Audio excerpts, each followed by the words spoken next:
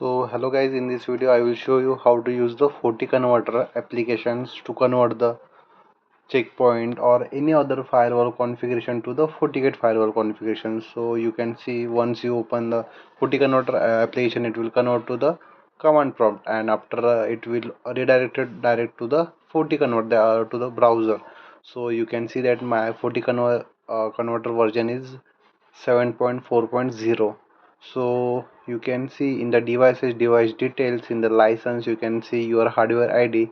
To get the license file, you can give this hardware ID, and in the about you can see your version, FortiConverter license details, and FortiConverter license renewal details also.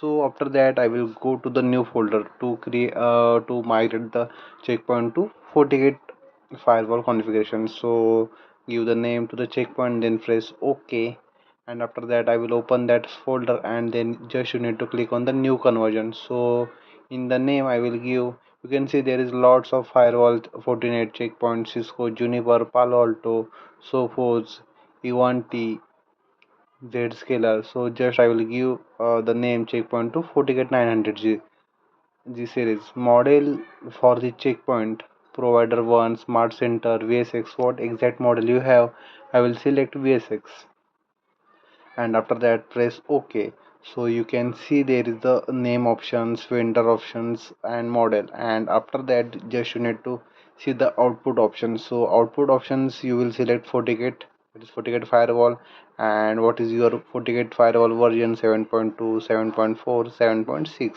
that you need to select. And after that in the input, if suppose your checkpoint version is 8.10 or later, so just these below outputs you need: object definition file, policy file, net file, user and user file, identity role file.